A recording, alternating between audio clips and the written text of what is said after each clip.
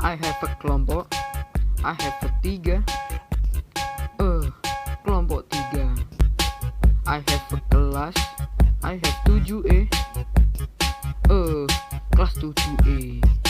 Kelompok tiga. Kelas 7E.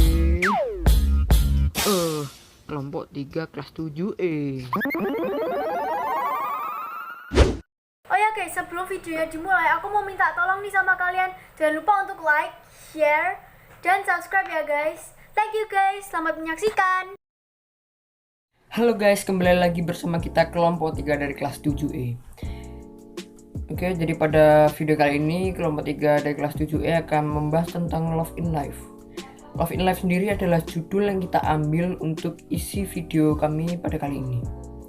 Kenapa sih kita memilih judul Love in Life? Karena tema E5 ini adalah cinta alam dan sesama, dan Love in Life memiliki arti cinta dalam hidup, dan cinta dalam hidup antara lain cinta sesama dan cinta alam. Oke, jadi sebelum kita masuk ke isinya, kita kelompok 3 akan memperkenalkan diri kami masing-masing terlebih dahulu. Halo guys, perkenalkan nama saya Felicia Angel Yunatan dari kelompok 3, nomor absen 11. Saya di sini sebagai ketua kelompok. Hai guys, perkenalkan nama saya Michelle Kristalina Santo dari kelas 7E absen 23. Saya di sini sebagai anggota. Halo guys, perkenalkan nama saya Samuel Lambang Prasetyo Adi, nomor absen 27. Saya di sini sebagai anggota. Halo guys, perkenalkan namaku Marfa Dereka Gigani. Aku dari kelas 7E nomor absen 21. Di sini aku sebagai anggota.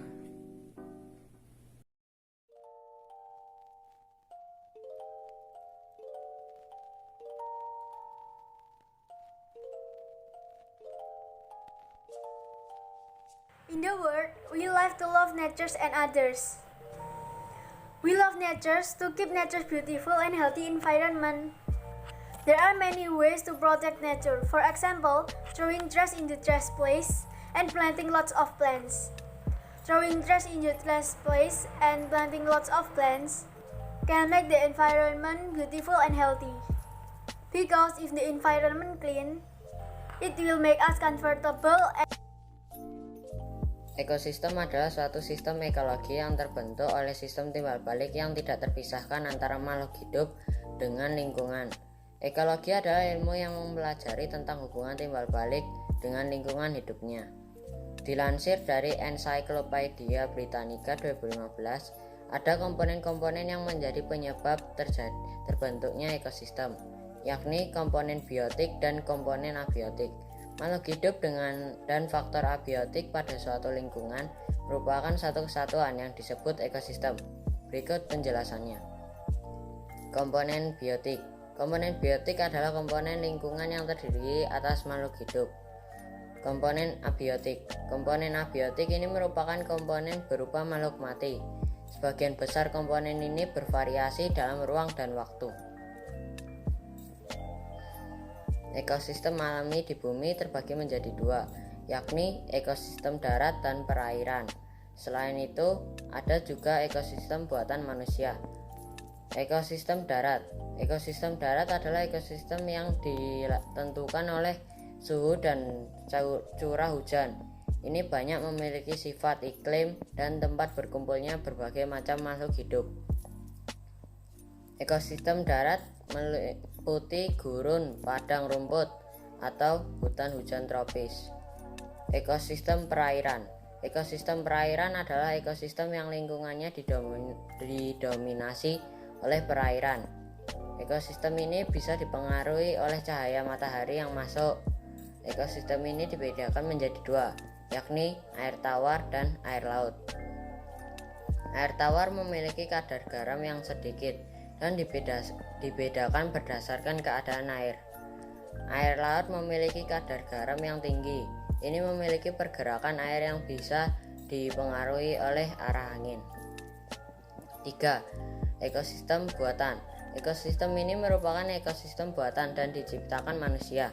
Biasanya ini untuk memenuhi kebutuhan dan memiliki keanekaragaman.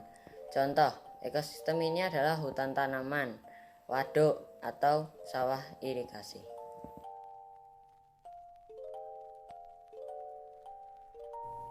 Rasa cinta masyarakat terhadap alam sangatlah berpengaruh pada kondisi alam dan ekosistem yang terjadi. Dulu masih terdapat banyak persawahan yang menjadi tempat terjadinya ekosistem, tetapi sekarang sawah sudah mulai berkurang karena adanya bangunan-bangunan yang didirikan di persawahan tersebut. Dan karena ini juga, sebagian ekosistem di persawahan ikut terkena dampaknya, yaitu rusaknya ekosistem. Hutan-hutan yang dulunya masih alami dan hijau, sekarang sudah berubah menjadi bangunan-bangunan pabrik. Perubahan ini sangatlah mempengaruhi keindahan dan sekaligus dapat merusak alam. Kepedulian masyarakat dengan sampah juga mulai berkurang. Seringkali mereka membiarkan sampah berserakan di jalanan, bahkan di aliran air, yang menyebabkan sering terjadinya bencana alam, yaitu banjir. Hal-hal seperti inilah yang membuat kondisi alam di Indonesia semakin kesini semakin menurun. Kita sebagai masyarakat Indonesia memiliki tanggung jawab untuk menjaga kelestarian alam kita yang indah ini.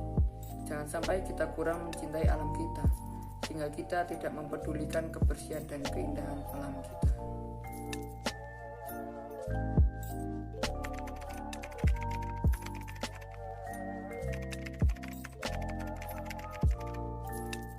Sahabatan atau pertemanan itu adalah sebuah istilah yang menggambarkan perilaku kerjasama dan saling mendukung satu sama lain, dan selalu ada dalam keadaan suka dan duka.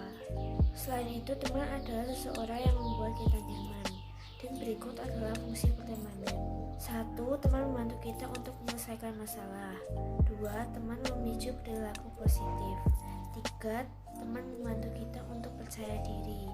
4. Teman membantu kita untuk menghilangkan stres, dan masih banyak lagi. Di hidup ini kita membutuhkan sahabat atau teman. Jika kita tidak memiliki teman, hidup kita akan merasa hampa atau kesepian. Tidak hanya alam saja yang harus kita jaga, kita juga harus mencintai sesama kita seperti sahabat atau teman, dan menjaga hubungan dengan baik.